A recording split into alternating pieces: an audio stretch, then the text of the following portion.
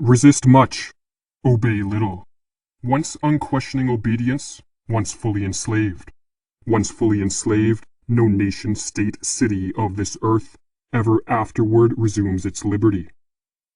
These were the words of caution which the great poet Walter Whitman offered to his fellow Americans. For Whitman recognized that crucial to a free and flourishing society are men and women who are willing to question and even resist authority when necessary. But today, very few of us live by the ideal espoused by Whitman. Rather, blind obedience is the norm. We have become populations of sheep, easily to be herded into the chains of tyranny. But what has led those of us in the West to largely shun the advice of Whitman? In this video, we will examine two institutions that have played an integral role in the breeding of a passive citizenry: the compulsory state-run education system, which in North America is called the public school system, and the mainstream media. Public schooling is viewed as one of the shining lights of the modern Western world. Who could question the value of an institution that provides free and compulsory education for all? But as with many institutions of our day, the textbook picture of how the institution should work greatly diverges from the reality of how it does work.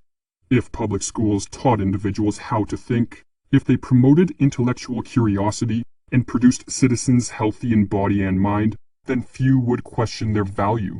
But beneath the veneer presented by the bureaucrats that run this institution, a darker reality emerges. Or as John Taylor Gatto, a former teacher turned one of public schooling's greatest critics, writes, "Schools are intended to produce formulaic human beings whose behavior can be predicted and controlled. To a very great extent, schools succeed in doing this, but in a national order in which the only successful people are independent, self-reliant, confident, and individualistic, the products of schooling are irrelevant. Well-schooled people are irrelevant. They can sell film and razor blades, push paper and talk on telephones, or sit mindlessly before a flickering computer terminal. But as human beings they are useless. Useless to others and useless to themselves." Noam Chomsky echoed this sentiment, writing in his book Understanding Power, "Given the external power structure of the society in which they function, the institutional role of the schools, for the most part, is just to train people for obedience and conformity, and to make them controllable and indoctrinated." To some this may sound like heresy, but a study of history reveals that this was the intention from the very start. The state-run school systems in the West were modeled off the factory style of education first introduced in Prussia in the early 1700s. "What shocks," writes Gatto, "is that we should so eagerly have adopted one of the very worst aspects of Prussian culture, an educational system deliberately designed to produce mediocre intellects, to hamstring the inner life, to deny students appreciable leadership skills, and to ensure docile and incomplete citizens, all in order to render the populace manageable." Albert Einstein, an individual who reached heights of genius rarely seen, did not credit his compulsory schooling with his intellectual development. Reflecting back on his school years, Einstein noted that after completing his final examinations, his interest in the field he would go on to revolutionize was all but dead. "I found the consideration of scientific problems," he wrote, "distasteful to me for an entire year." Einstein believed that one of the major flaws of compulsory state-run education systems is their forced style of teaching. "It is, in fact, nothing short of a miracle," he wrote, "that the modern methods of instruction have not yet entirely strangled the holy curiosity of inquiry. It is a very grave mistake to think that the enjoyment of seeing and searching can be promoted by means of coercion and a sense of duty." After well over a decade of indoctrination in the school system, few emerge with a great thirst for knowledge and a curiosity toward the many mysteries of the world. Instead, as Bruce Levine writes in his book Resisting Illegitimate Authority, by the time a student graduates, they have been bred to be passive, to be directed by others, to take seriously the rewards and punishments of authority, to pretend to care about things that they do not care about, and that one is impotent to change one's dissatisfying situation. But if our schooling cannot be relied upon to generate the critical and curious minds needed to protect a society from the actions of corrupted authorities, can the mainstream media play this role? While there has been an increasing skepticism toward this institution in recent years, distaste and distrust toward the mainstream media has a long history. "I have given up newspapers," wrote Thomas Jefferson, "in exchange for Tacitus and Thucydides, for Newton and Euclid, and I find myself much the happier." Nietzsche, one of the most intellectually free and curious minds of history, was also no fan of the mainstream media. "Sick are they always. They vomit their bile and call it a newspaper." Richard Weaver, a professor at the University of Chicago in the first half of the 20th century, found it ironic that while we have freed ourselves from the earth-centered view of the cosmos, we have all the while dove headlong into an illusory view of the world created by the mainstream media.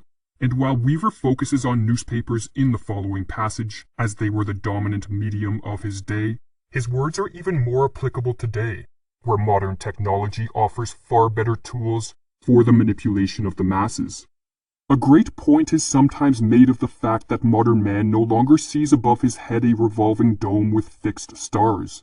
True enough, but he sees something similar when he looks at his daily newspaper.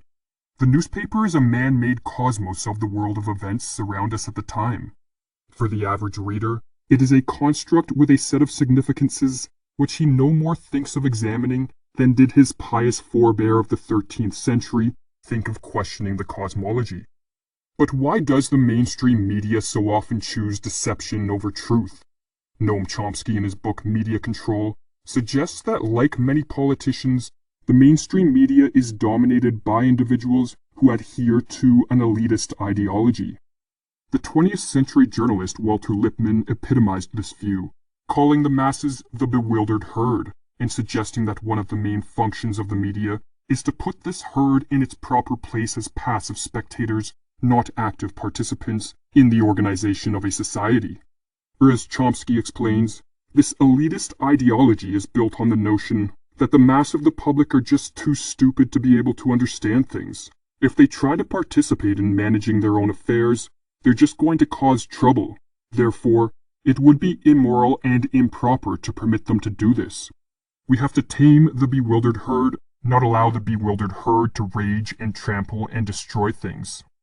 For those of us who are not among the self-anointed elite, the question arises as to whether the controlling of the bewildered herd is done in order to promote a prosperous and flourishing society, or merely to maintain certain institutional structures which favor the elites to the detriment of society at large. This open question only reinforces the need for a more skeptical attitude toward the authority figures of our day. We need, in other words, more anti-authoritarians.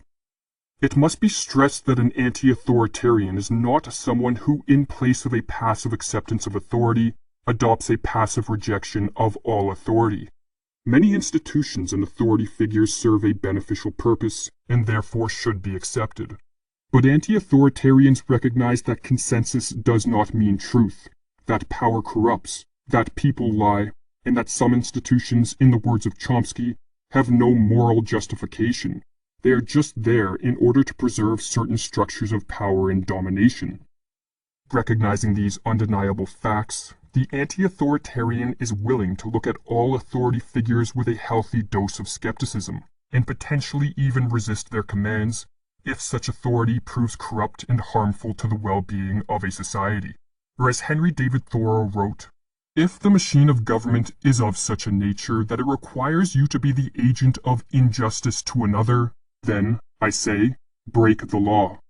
But should we fear a world with more anti-authoritarians? The obedience bred into us in school and the blind deference to authority promoted by the talking heads of the mainstream media may lead some to view anti-authoritarians as a threat to the stability of society. But nothing could be further from the truth.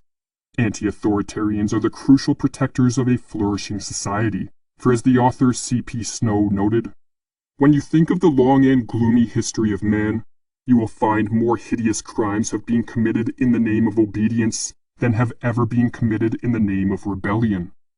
Malevolent authority, combined with a passive citizenry, is the recipe for tyranny, and so anti-authoritarians should not be feared or ostracized. They should be welcomed. They are the individuals who raise the alarm and awaken the slumbering masses to the existence of corrupt authority.